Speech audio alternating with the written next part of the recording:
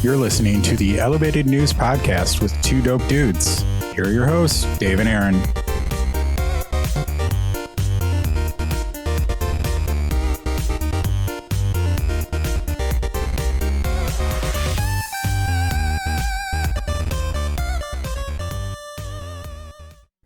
Welcome to the Elevated News Podcast with two dope dudes. We're a podcast focused on discussing local and national cannabis news and culture.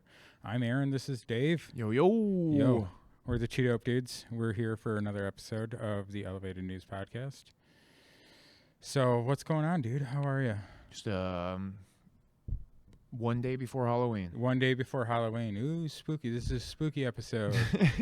It's spooky because of reasons. Yeah. We both got dressed up for this. Yep, we totally got dressed up. We're both wearing pants tonight. Yep. Today. Yep. Whatever. And if you're only listening on Spotify or as a podcast, then we are wearing costumes. Yeah, we're totally wearing costumes. Ooh. Yeah, look at us. I'm the THCA combusted ghost of hemp. Ooh. I am the 0.4% by volume THCA plant. Okay, cool. Yeah. Nice. Yeah. Just right out of the legal limit. Right out of the legal limit. Yeah. 0.1 away. 0.1. Time to get remediated. Yep. Cool. Plugs, you can find us, as always, on Apple Podcasts, Spotify, and all your other favorite streaming and podcast apps. The Two Dope Dudes YouTube channel. Give us a like, leave a review. This helps us reach more people. We've been getting lots of good comments lately, so that's awesome. And you can always find us on supportdopepeople.com, along with links to our other pods and free stickers if you want to sign up and just give us your email and address. Also sign up for the newsletter. It's great. You can always email us twodopedudspodcast@gmail.com for all your questions or things you'd like us to talk about. And the Growers Hangout podcast, when I get some time to edit, I'll put another one up. And at cropculture.net, use the code Growers Hangout for a little extra love from our friend Chris over at Crop Culture. We appreciate you, dude. Text me the other day. He's like, hey, dude, I really look forward to listening to you and Dave talk on the podcast. It's really great. Oh, Chris. And he's like, I appreciate all the support. And I was like, dude, I appreciate you. Yeah. Yeah, texted me Tuesday while we were at that thing, so I couldn't respond till awesome. Till I got home, you know? That thing was really cool. Yeah. Some really good people. Yeah, and there's more people that come in and out, and it's just the beginning, so, you know, it'll be what it's going to be. Yeah. I think it's going to be good. I dig it a ton. Yeah. Please, if you don't mind, check me out at Peace, Love, and Cope on YouTube.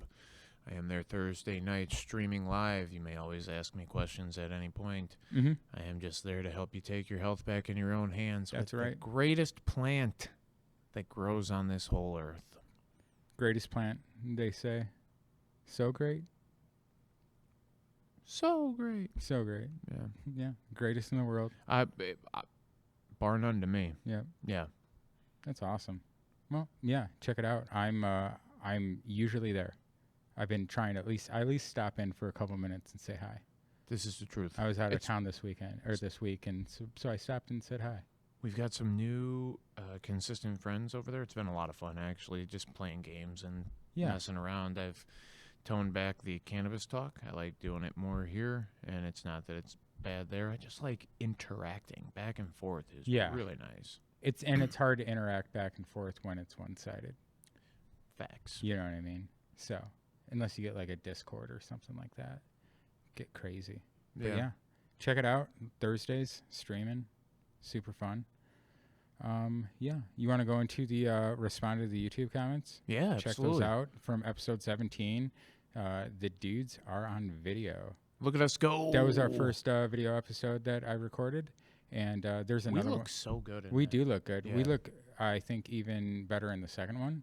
Nice. But I have to edit that one since I was out of town. I am super behind on editing, and take your time, brother. Yeah, you know, it's more a way for me to keep busy, so it's cool.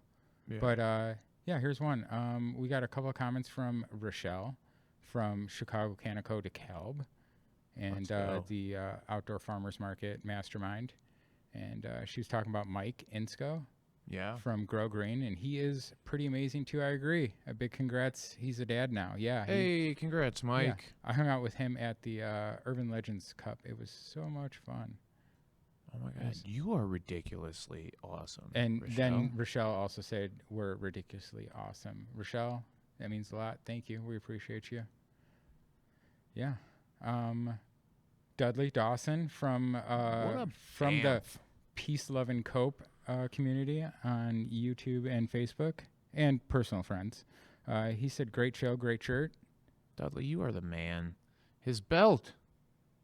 I'm not sure what he's talking. Oh, we probably stood up during the middle of it. I don't know what happened. I don't know. Well, I'll have to go back and watch it now just to find out. And then he said, sorry about retracting my comment. May have been close to a month. He said earlier, he said he had a comment about only going like 2 weeks without smoking. He was referring to you. Oh, nice. Yeah. So nice. Yeah, it's been closer to a month now. Yeah. Oh, I think he meant for him. Oh, for him too, huh? Yeah. That a boy, Dudley. Yeah. Keep it going. So, yeah. And then my mom said, hey, because my mom's awesome. She is awesome. Yeah, she's pretty cool. Yeah, so that was the comments. Yeah, thank you all. Keep that up. That's really cool. That was a lot of fun actually just to see. I did not see them before. You don't get all the notifications, and I get a lot of nice feedback. Charlie listens. He's like, man, you guys are so good. Chris from Crop Culture, like Dudley, Rochelle, like all those people, they always like text me. You never see it because you're never on Instagram. No. You know what I mean? Instagram is not my favorite thing. I mean, I'm not against it. I don't know how to use it. I'm an ancient.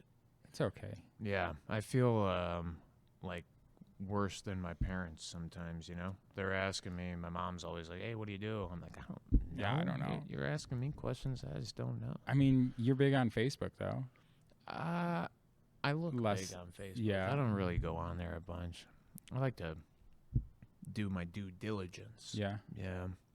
I stay away from the social media for the most part. I really do probably need to get better at it, but it's all right. It's one of those things. Yeah. Yeah. You want to talk about week 4 of Sober October for you? This is the last week, right? We're getting close. Yeah, we're getting real close. You said that you were going to go to November 5th on the last podcast. Yeah. That's what you said. I mean, and that's Sunday. Today I did say something about possibly just shipping it on the 1st. I mean, I'm ready to stop dreaming already. I'm so done with it. It's crazy. Yeah, actually, it's weird. I'm so not used to dreaming that I do. Do you think that you're starting to get anxious because your time is coming to a close? No, maybe. I don't like. The thing is, sorry to call you out like that, but in my thoughts when I think about it, I don't. I've had this idea that I will probably slow down. Yeah. Altogether, just with my regular consumption. I smoked a ton before. Oh yeah. I know. But to directly use this thing for the things that I need it for the most, and one of them is sleep. And I've said it forever. This thing is the best at sleep that there is, period. There's nothing better in the entire world at putting you to sleep and keeping you asleep as what THC is. And then not only that, for people with any form of bad dreaming, PTSD, whatever you want to call it, it is the absolute best at making us transition through that REM, which is where we're the most active in our sleep pattern, and then putting us through to the deep sleep and keeping us locked for a longer period. I just saw something the other day on a guy who said, like, if you sleep longer, you live longer. Right? True story. But just keep that sleep is regeneration for our whole system. So I think we talked about decalcification on the last podcast. Yep, that's exactly. Yep. So that's the biggest thing I'm getting ready for. I'm very comfortable not smoking all the time right now. Right. Though, right. Like I fell out of the natural routine of it, and it was very routine for me. It was wake up and do the thing. Go out before you go out. You're the type of guy who's got to smoke before you get ready. Yep. So you can smoke before you leave to go somewhere. And you're 1,000% accurate. I was, and even then it was like smoke before you go somewhere, and then when you get there, smoke. Yeah, Yeah, right. well, right. You were smoking friends. Right. Exactly. You got to smoke them all. Right. And then when you leave where you were just smoking at, you got to invite people back to your place to see if they want to smoke again before they leave and go home. And then, right. You know, you got to sleep before you go to bed and before you eat and before, like, I just, I was such a habitual smoker that now, I'll probably be able to tone a lot of that back. Yeah. And I don't know that it's good or bad. Yeah, up or down. It probably will help my pocketbook a little bit. Yeah, it should. Yeah, but besides that, I feel cognitively pretty strong. Yeah. And I said, just ready to stop sleeping. That's cool. Yeah, I just having the weirdest dreams, man. I had a dream the other night that I was fighting some demon thing, and it was like I was kicking its ass. Just so you know, yeah, I kept getting it, man. It kept coming back, and I had to keep going in. And every time that it would come, like I would show up to another event wherever it was, and then all my friends were there. We were playing disc golf, and I was like, "Oh my god, the little demon thing is here again!" And I had to go fight it again. That sounds crazy. That sounds like some crazy disc golf in the woods with some wizards and stuff. Ooh. I like that. Yeah. Yeah. It's weird. Maybe it's just like subconscious ideas. Yeah. Maybe. Touche. Yeah. Or maybe use it for that, and then that way you can have control over it. That's really the you know what I'm saying? Yeah. There you go. I just want to, if that's the main thing that comes out of it, that'd be the best. Yeah, for sure. Yeah. There you go. Hell yeah, dude. Well, I'm going to give you shit about it anyway, but please do. Whenever you're ready, let's, I'm do your thing, man. I think you'll be the first person I call, to be quite honest with you. Yeah. Well, I was going to say, sorry to everybody else who just heard that, but the fact is I will probably smoke with Aaron before anybody else. I was just going to say that, fucking, if you wait till the 5th, then the 6th we record, that's next Monday. That's one more week. And we can smoke live on the podcast and do the podcast. Yeah. I dig. I'm just saying. We might be able to put the camera up in front of us smoking to begin with. That's true. We could totally do that, if we need to cut that, and shorten it up or whatever we need to, that'd be cool. I'm just saying, either is fun. But yeah, call me, dude. We'll definitely smoke. Like I said, you're number one. Awesome. You want to get to some news? There's some interesting news today.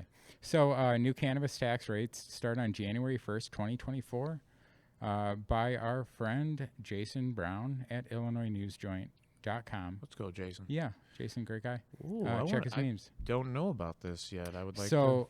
Can't wait to get in. Yeah, the Illinois Department of Revenue, boo, released a bulletin Friday to all the dispensaries engaged in the business of selling adult-use cannabis at retail in taxing jurisdictions that have enacted municipal or county cannabis retailers' occupation taxes.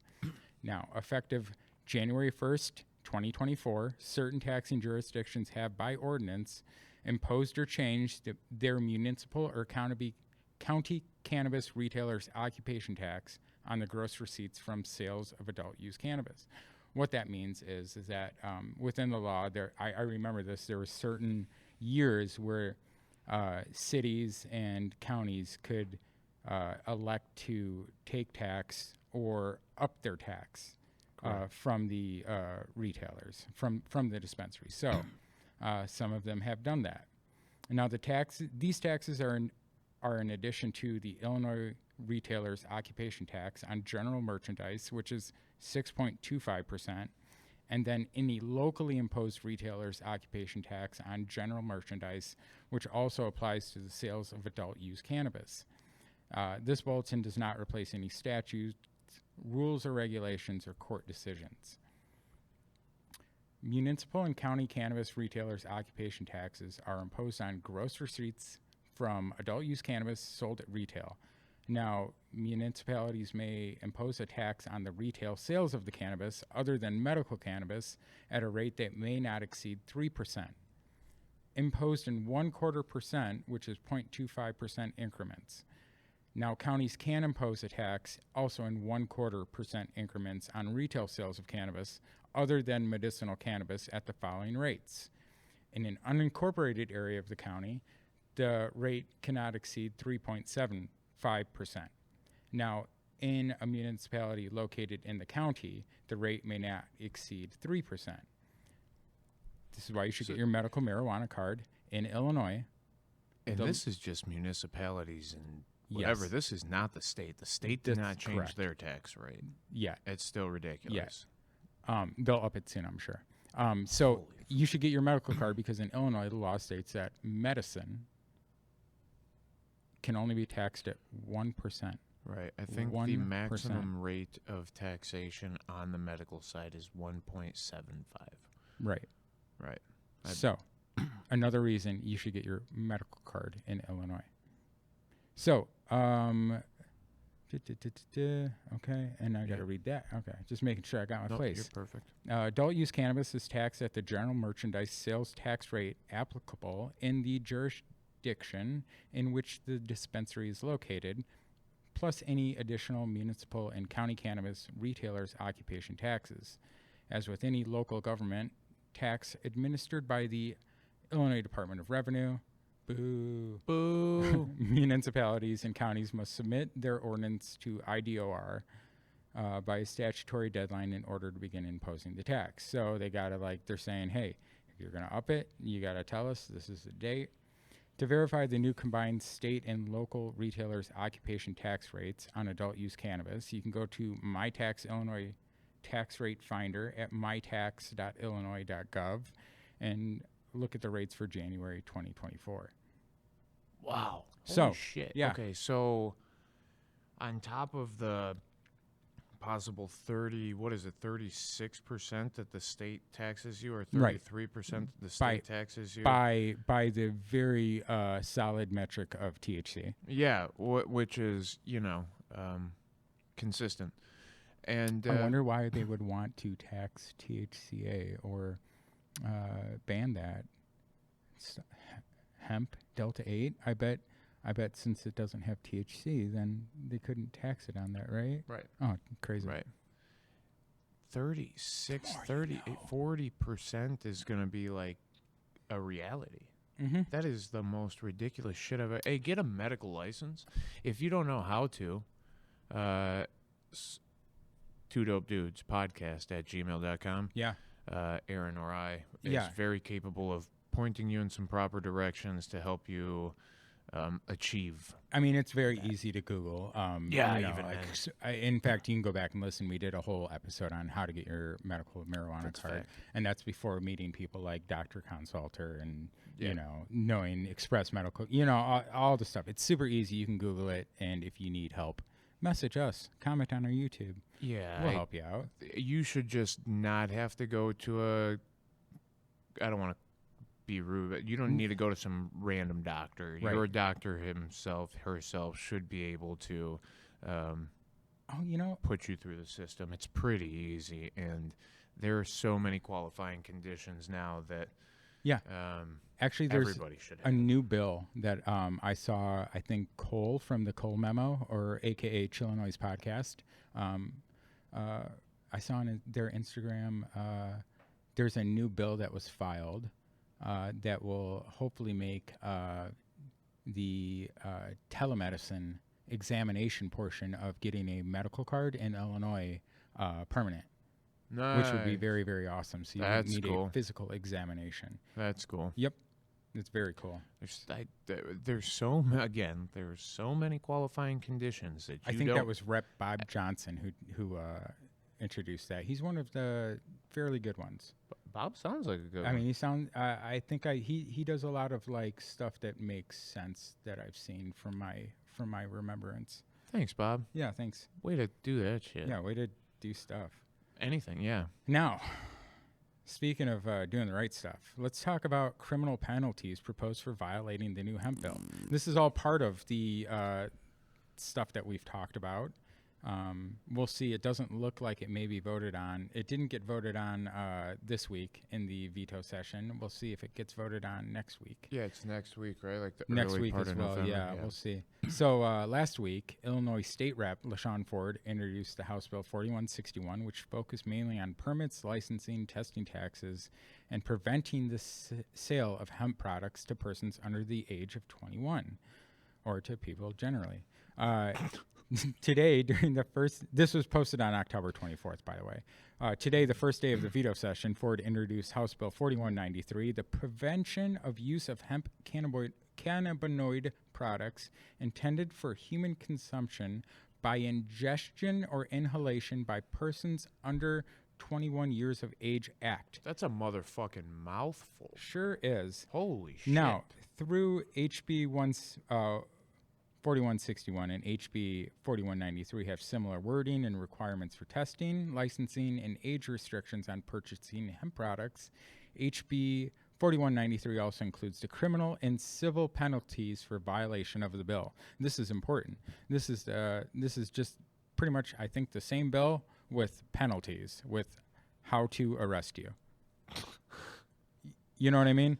It's exactly what it is. The Department of Financial and Professional Regulation, IDFPR, if you're familiar, you know yeah. It's another boo. Yeah, boo. I'm not going to say actually anything bad about them on record.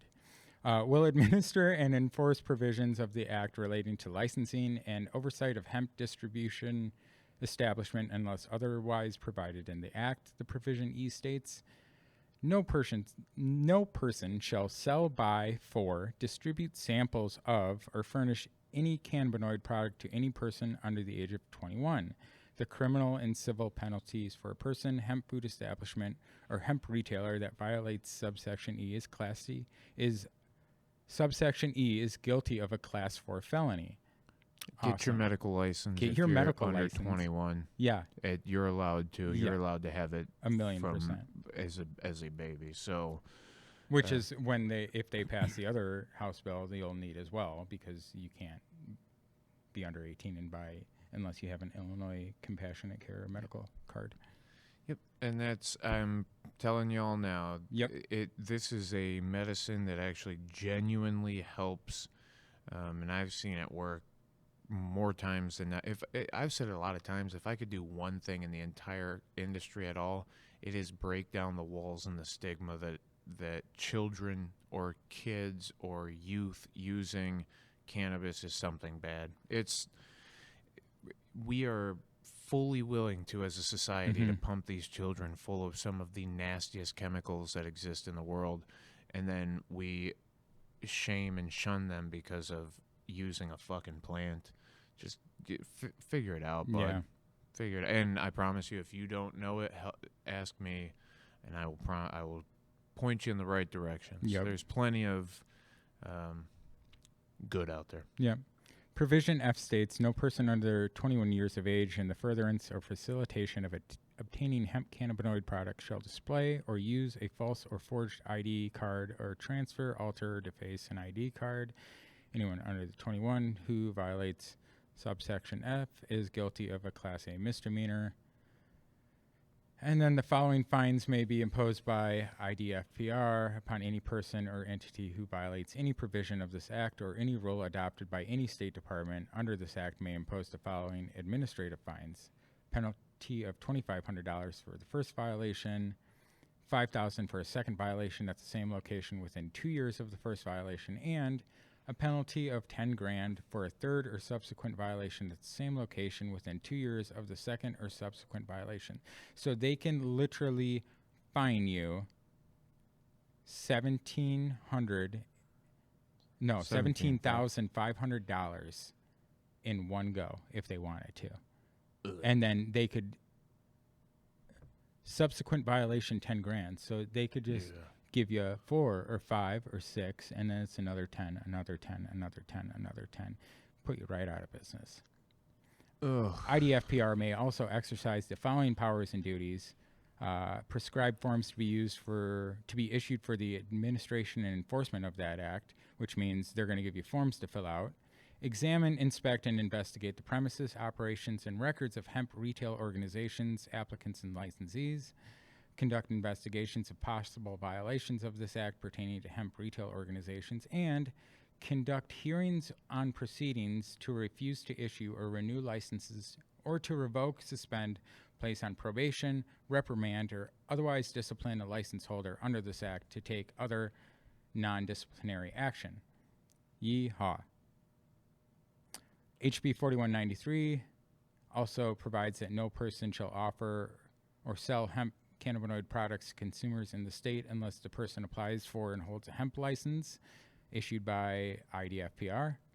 Provides that no person shall sell ready-to-eat hemp products to end consumers without holding a hemp food establishment license issued by the Department of Public Health. Right? And this is Just all the keep same as getting your before. licenses, yeah. Yeah. Provides that a hemp food establishment that sells ready-to-eat cannabinoid products shall be exclusively licensed and located in the state. Provides that hemp food establishments and hemp retailers shall require proof of age from any purchaser of any cannabinoid products before selling the product to that person, and establishes standards for the issuance of licenses under the act. Yeehaw. Everybody's getting bucked. Yeah, and when you put those things into place and when you have those laws, all that it is fucking, like we just said, it's another way for them to criminalize the fucking act. Instead of us getting to the point of letting the plant be the plant and none of us fucking being criminals for using it or possessing it. Now, don't get me wrong. The under 21 thing, like I can kind of get on board with the under 21 thing. But as a recreational use, and I throw up air quotes when I say recreational use because I think any prolonged use of cannabis is medicinal use of cannabis, and regardless what cannabinoid it is that helps you, whether or not it comes from hemp or whether or not it comes from a full-blown cannabis plant or not, if it's beneficial to you, then just know that there are a means of you to protect yourself even better, and that is, again, that medical license. Just be aware and don't be shy to get you a medical license. Yeah, for sure. Yeah. Hell yeah. So, more people getting taxed. It's, we'll see what happens. More people getting taxed and more people getting in trouble. It's I mean, we need more people, more states to open up around us, and have better laws than us. Yeah. And then in 50 years, we'll finally say they were right and change. Yeah. Well, we listened to them two dope dudes that one time, and no kidding. They must have known some. So here's a couple things from Illinois Answers Project. This is probably some sort of independent or opinion type thing, but has some good information pertaining to this. Illinois doled out millions to pot growers. It still may not be enough to save the industry. As independent craft growers in Illinois struggle to secure financing for the cannabis business, a state-backed fund has emerged as a key lifeline. We'll see. We've been talking about this for the whole time. I know. Has anybody gotten any money from it yet? Not really. And then, has anybody gotten any licenses from it yet? Not really. I think they're finally giving out licenses, maybe, but now everybody's scrambling to get enough money to open a building and put every product in it. And so this talks about Helios Lab. They're one of 87 companies in Illinois with a craft grow license. And this is all the equity stuff where, it was supposed to be aimed at people who were actually impacted by the drug war and stuff like that, which is great. I mean, you just don't know why the fuck anybody. Let me calm down for a second. So the idea of it, to give it to people who probably are more deserving, is a great idea. In practice, it doesn't seem to tend to work very often. But because you got in trouble, don't make it so that you're more deserving. I mean, to a point, I get it, but your ass got caught doing something you shouldn't have been doing. So now all of a sudden, because you were bad back then, now you're good now? Right. It's a fucking weird way to go about it. personally speaking, I don't know. Yeah. So the 1937 group, they hold several social equity licenses now. Illinois called it the most equity-centric law in the nation. So this has been like 4 years is when they legalized marijuana in Illinois. Only Helios Labs and 9 other craft growers out of 87? Yeah, so were actually operating as of mid-October. So one of the reasons Helios says that it actually was up and running is because they got $1.3 million from the Cannabis Business Development Fund, which has delivered about $21 million of $34 million in seed funding it had promised since 2021, according to data provided by the Illinois Department of Commerce and Economic Opportunity. And so the regulators are preparing to inject another $40 million. Yeah, after they made $420 from fucking taxes this year. Yep. You should give 40 of it back to the program to make the program actually continue to go. But then when they make, so if they give 40 back to the program, then they make more back from the more taxes, and they're increasing taxes. Yep. Hey. What a business model. What a biggest organized crime in the history of the world. That's it. Just the government. Yep. So why is it so hard to open a cannabis grow site in Illinois? In 2021, nearly 90 applicants were awarded craft grow licenses to start opening small independent cultivation spaces. In the middle of fucking 2021, we're in October, we're at the end of 2023, and 10 of them are good to go. 90 licenses given out, 10 of them are operating. Yep. Okay. We're doing good things here. Bobby Burns, founder of Urban Gardens, said he came to regret applying for a craft grow license instead of a license for a dispensary. I wouldn't doubt it. Dispensaries are just so much easier to stand up, said Burns, a political consultant who became an Evanston alderman in 2021. And they're easier to get funding for because you can just start making revenue on day one. You just need to get product on your shelves and you're ready to roll. Burns and multiple other cannabis business owners told Illinois Answers that it can cost between $1 million and $2 million to open a pot dispensary in Illinois. A grow operation, however, can cost at least $5 million and up to $10 million. Compounding the challenge is that the typical path to starting a new business, aka asking a bank for a loan, is not an option for pot growers. Selling cannabis remains illegal under federal law, meaning banks are unable to touch the industry. Yep. Hey, there's been a lot of presidents and senators that have talked about fixing that, but I mean, until they actually just decriminalize and schedule it, where it's just the next thing they can tax. And I saw some shit the other day that the DEA has been told since I think it was like 2020 that they should declassify this thing. Yeah. And they haven't even looked at the motherfucking process yet. Yeah, pretty much. Where we go. So 3 years and almost 4 years later, and they still... And it was recommended to them by the FDA and something else. I don't remember. Like everybody who pretty much is, on board with the plant obviously is not harmful. But yeah. So, and then they have another thing that's called like 5 things that 5 ways lawmakers could boost equity in Illinois' stalled cannabis industry. This is another Illinois Answers. And this is pretty pro. They're, like I said, it's probably some sort of political. I didn't check too much into them, but they seem to really be for legislation and regulation. You know what I mean? They seem really pro. Some of the things that they say is you can lift cap on grow space. This obviously. Is something that I would love to see happen anyway. Or, just when they put that down, it says like 10,000 square foot. You get 4,000 square feet, which is not much for a grow space.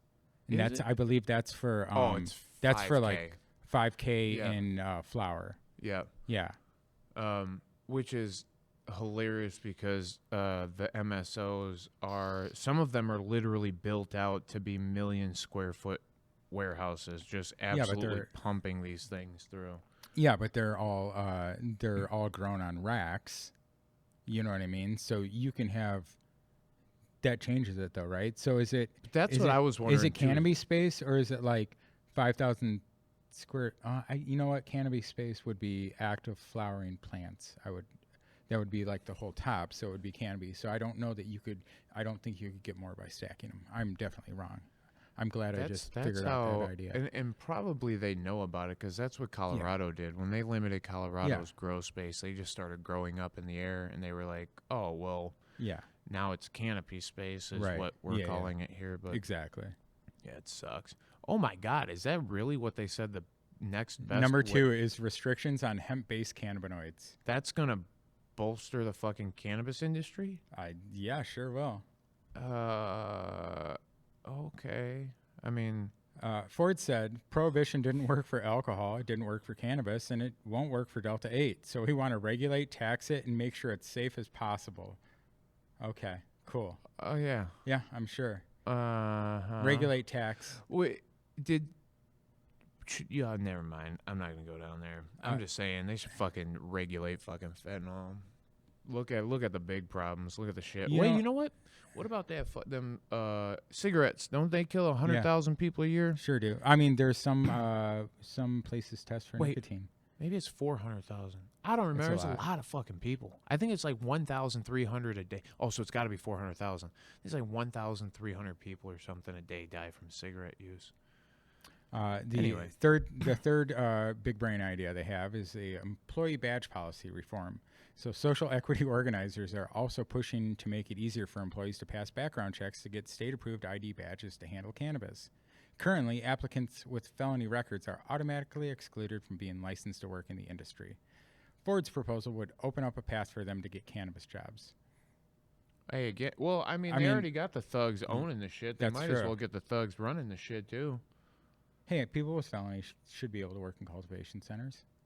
Hey, I'm fully in. Yeah. What the fuck is your felony for, though? And that's the other thing. That's always the thing. It's like, yeah. Number 4, big brain idea. Curbside access for medicinal patients. This is actually a good thing. They let that happen in early 2020 when the COVID thing came about, and then they took it the fuck away afterwards, and like, I don't know, they have repeatedly extended the pandemic era rule. But we've talked about it on both of your podcasts and this one. They still allowing it? They're still allowing it. Oh, nice. That's good. So, that is good. It's a great thing. I know that a few places have. I thought a few places had shut it down though, because I know the old dispensary that I worked at. They may not offer it anymore. Yeah, that's what I'm saying. I think the dispensary that I used to work at, because I had a customer patient that used to come through that I still talk to every once in a while and help with the math of things, who said, they will not bring this shit outside to me anymore. And like, she has a completely dependent daughter that there's no way she should be left in a vehicle by herself while her mother has to run into the it's just a bunch of horse shit. So I think she went to another dispensary, but good on you. But she also has to drive 20 miles further now. So the other thing is there should be more regulation and an anti-monopoly rules for transporters. So transporters was one of the things that the social equity, they had lots of licenses for. And a bunch of people, we've talked about it before, a bunch of people got licensed, got their vehicles, did the whole thing, but there's no work. Yeah. None of them have work. Yep. And so they want to force dispensaries to use them. So they want more regulation. So, yeah. Ugh. Yeah. And they have to keep paying fees. I mean, it sucks for them. Yeah. They have to keep paying the fees or they lose their license. But there's June 2020 executive order let large-scale cannabis cultivators transport their own products, which allowed these firms to dominate the industry and avoid doing business with license holders altogether. But we don't have fucking delivery, right? No, this is from like the cultivation center to the dispensary. Cultivation's always delivered their own shit. Well, they made a whole thing of transporters. And they should have made.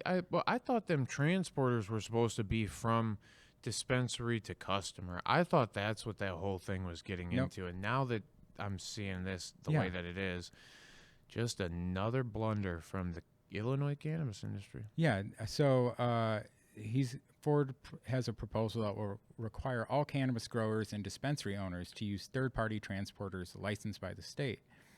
It would only allow them to transport their own goods if they've exhausted all attempts to work with third parties. If the transporters can't gain business from the big operators, they're going to go away. They'll have wasted their money. Yeah. I could have told you if I knew that this was what was.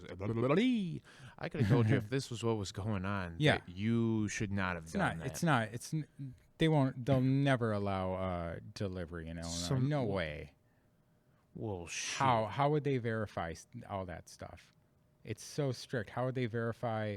I mean, the state would have to run some sort of computer program. Yeah, it'd be through the licensing. Yeah, and then whoever the transporter is would just have to scan it would be, it'd be a scannable fucking barcode at the bottom of your receipt. Everything still has to stay stapled together in a bag or in a sealed bag, and you just seal it up and put the receipt on it and staple it, and maybe you got to give them a little reader or something. Yeah, Never happened. You know, Missouri's already got delivery. Yep. Yeah, well, they opened up with it, actually, because they're fucking way smarter. Illinois is great. Let's talk about some. This is cool. This is actually cool. I like it. So this is from Marijuana Moment, and this says researchers. Actually, a farmer told me about this about a month ago. Researchers identify previously undiscovered cannabis compounds that give marijuana strains their unique aromas. I've been waiting to see this. Yeah. I did not read this. I'm pumped. So. While many marijuana enthusiasts believe that components called terpenes are responsible for strains' distinctive smells, a new study published by the American Chemical Society has identified previously undiscovered cannabis compounds that challenge that conventional wisdom of what really gives each variety its unique olfactory profile. The research, conducted by a team of scientists from marijuana extraction and testing companies, and published this month in the journal ACS Omega, says that while aroma is a key property in differentiating cannabis varieties and user preferences, the importance of terpenes appears to be overstated. Calm down. Yeah, that's love green culture. I know. Just wait. Yeah. Yeah. Terpenes, which make all love. Terpenes, which make up about 1 to 4% of the total mass of cured cannabis flower, certainly do contribute to marijuana's smell, the authors wrote, but they, in general, provide minimal information regarding the unique aromatic attributes of many cannabis varieties. Even among clusters of strains with similar terpene contents, for example, odors can vary wildly from one to the next. And flavonoids also are something that aren't terpenoids that we've talked about in cannabis plants for a long time, which very well could add to the scent of. So the report attributes much of those in-group differences in aroma instead to what are called flavorants, a class of chemical that includes esters, alcohols, and other compounds. So this is not it's flavor; it's flavorants. That's how when the hemp farmer told me about this. Yeah, it's not like flavorants. I don't know. What do you think? You think that's what it is? Flavorants. Yeah, that's okay. But don't get me wrong. We can try and call it whatever we want, but that's the whole. And they're literally called. You can fact check me on this, but I believe it is called flavonoids. Okay. And flavonoids, like terpenoids, they're a different compound. And I think that I think Mechoulam found this out a long time ago. I will fact check myself and go back and do the research too, but I believe that there are like, what do you call it, like 70 or 80 flavonoids, right? Which is, So what they're saying here can also create similar aromas between marijuana varietals that have different dominant terpenes, the researchers find. So yeah, in particular, they continued, analyzing the volatile chemical profiles of 31 ice hash rosin extracts, they wrote, we identified a myriad of non-terpenoid compounds that strongly influenced the unique aromatic properties of cannabis. In particular, they said, we identified a new class of tropical volatile sulfur compounds, VSCs, that are major contributors to certain varieties with a strong citrus or tropical fruit aroma, while scatole, a highly pungent compound, it's 3-methylindole. Methylindole? Yeah. Okay. A highly pungent compound was identified as a key aroma compound in savory chemical varieties. Oh, okay. Well, and so, like, that's the when I used to talk to people, it sucks in Illinois, but if you can smell your cannabis, your nose knows, right? Yeah. Like, you should follow your nose. If you have the capabilities of doing so, follow the nose. But it kind of should play into this, right? Like, I've found out that I like orangey, like not lemon. I like orange, right? Like very orangey scented something. I also like garlicky something. Did I let like you smell? something. Did I let you smell the Goat Genetics? I don't think it was not the tangerine. No, because I would have remembered that immediately. I can't wait. It's he's actually got stuff that tastes and smells like fruit. Yeah, and that's there is I have tasted. To shout out one of the MSOs, even they have a product called Florida Orange. It's probably since been called about 70 different names, so I can't tell you what it is anymore. That's Revolution, right? It is Rev. That was one of the best experiences in the Illinois cannabis industry that I ever had. I've tried it. It wasn't great. I mean, so like I'm sad that I didn't get to try it then because I've tried it now and it's Really? Well, I bet everything has gotten so watered down. I haven't had. I couldn't tell you the last time I've had something that was grown from an Illinois MSO. And maybe it was honestly, you know what though? I did get a Florida Orange vape cart about a year ago or so, and I take a puff on. Well, I don't right now, but I take a puff on that every once in a while just to remember the flavor of it. Yeah. Oh, so good, right? It's I'm telling you, there's something like almost nostalgic about it, or just it's so perfect, flavor wise. Yeah. Yeah. It's all about another shout out. Shout out to Good Weed. Tasty. Oh, Good Weed. I miss you so much. Soon, buddy. It's coming. Stay for Halloween. Ooh, spooky. Oh, yeah. Nice costume. Thanks. You too. You look good. Oh, I know. Yeah. Appreciate it. Yeah.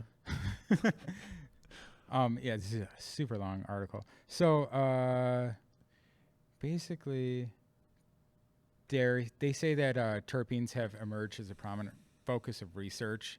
And stay focused on them. Because them things, regardless of what this thing just said, there is some consistencies within the terpenoid profile that gives us something to cling to. But also, again, Raphael Machulam and his group has broken down terpenes and its medical efficacy, right? Like we know that beta-carotene actually binds to our CB2 receptors and that it is as beneficial, if not more beneficial in some properties than what CBD can even be for inflammation reduction. It just depends on what you need specifically for you, but there will be no part of this plant, and that's why the words entourage effect mean as much as they do, because even the most minute, small properties in this thing,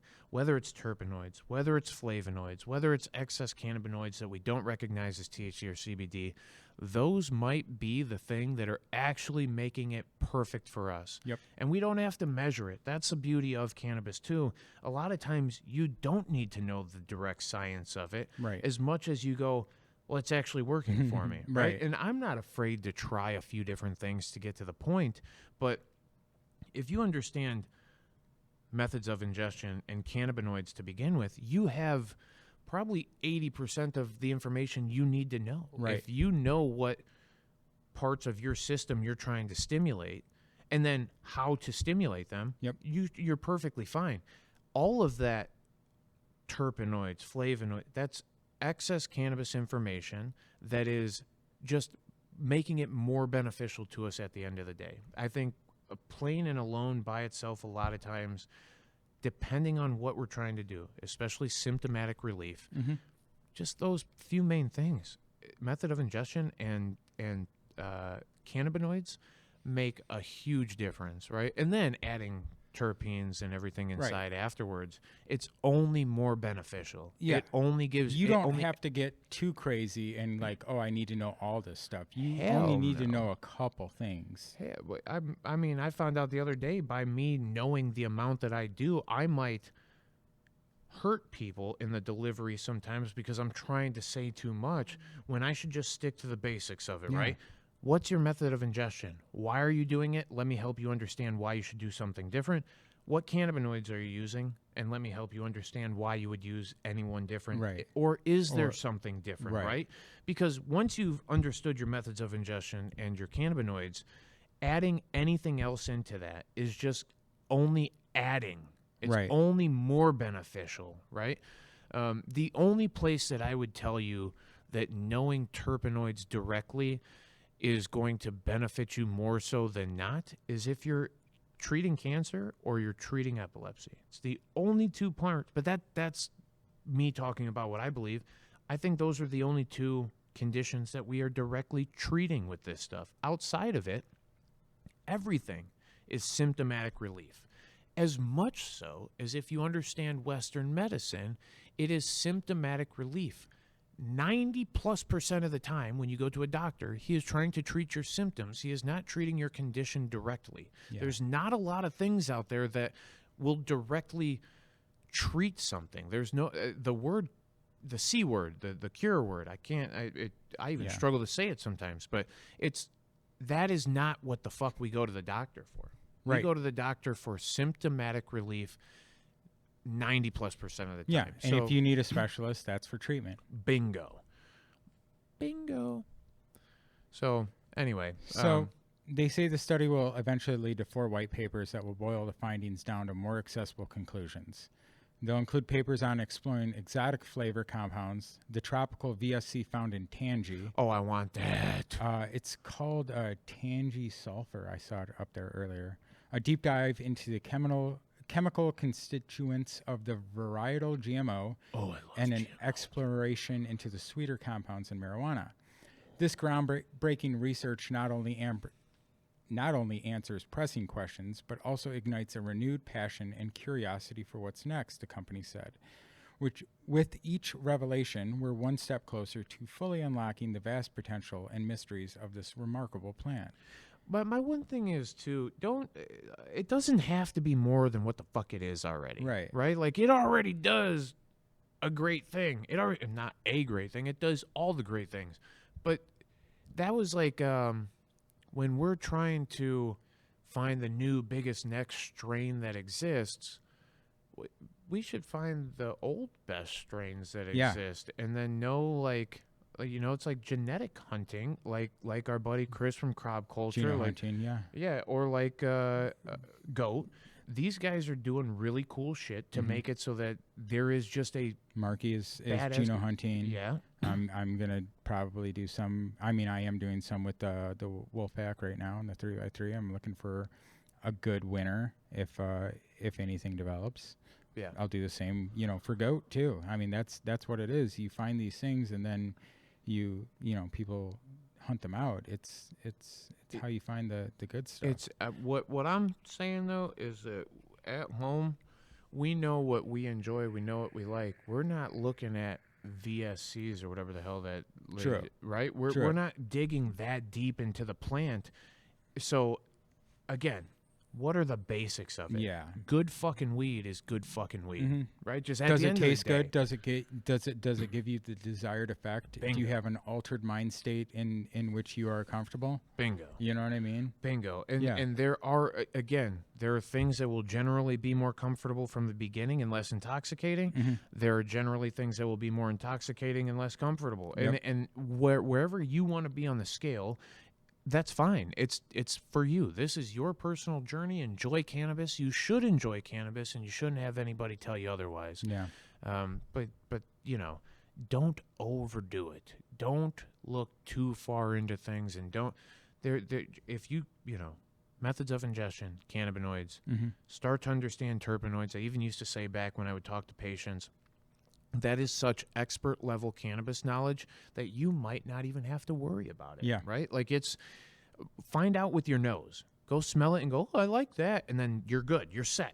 Right? Like, and your body is telling you that you like it because your body is way more sure of what it wants than our thoughts are, right? Yeah. Than what we've read on a marijuana moment or anything. And even though these are decent ways of understanding some things, that does not understand you individually and personally. And you know, again, I wish you the best no matter what you do. And just enjoy what you're doing, and don't feel guilty to feel good. And enjoy the exploration of trying to figure out cannabis. Yep. I've been doing this thing for since I was 20 years now. Okay, I've been consuming cannabis with some form of regularity for 20 years. I gave my first speech, and it was actually a debate in a religion class nonetheless, on cannabis when I was 15, maybe 16 years old. All right, I'm 34 now, so I've been studying and putting in effort, trying different things. When Colorado first got its market, I went out to Colorado. I spent 5 years in Illinois' cannabis market. I've done a ton to be where I'm at, to have the knowledge and the understanding of this thing. You're not going to figure it out overnight. It doesn't matter. Even if you read all of the marijuana moments and you looked at every Leafly report and you talked to me for hours, you still have to do some personal exploration in this and enjoy that shit. Yeah. It's so fucking fun to try something new, to try something. You go, oh shit, my friend grew this. Let me try that shit. Yep. It's so much fun. Have fun with it too. Because, you know, I don't know why the fuck we all feel guilty to feel good. I don't know why we feel guilty to have fun with it. Enjoy this shit. Enjoy your life. Hug the people around you. Hug your pets. Facts. And, that's it. That's it. Do the work. You got it. Yeah. 2 days, man. I'm going to be smoking with you, I think. Hell yeah, let's go. I think we're going to turn a fucking camera on and consume a little something in 2 days. Sweet. If not, there's a chance I make it through. I don't know. Now you're saying just sit here and smoke for the first time. Right on camera. Then you're going to get me fucking awkward, weird as shit. Oh, yeah, no, it'll be fine. It'll be fine. I mean, I'm fine no matter what. I know. But we all, good job not doing it Thursday on your live stream. Get real awkward. But I think Wednesday might be the reality. Wednesday's November 1st. Yeah. We'll see. There's a lot. But remember here. the 5th of November. Ooh. I mean, see, damn. I know. Damn. Whatever it is, it'll be fun. We'll do it together. And you'll be there no matter what, so we're good. Let's do it. Yeah. All right. Love you, bro. Appreciate you, brother. Thank you for everybody listening and commenting and participating. It means more than you know to both of us. Anybody who's looking at us in that camera, right there. We love you. Yeah, we love you. Don't you like our costumes? Yeah, our costumes are great. Our Halloween costumes. All right. Smoke weed every day. We love you. Peace. Love y'all.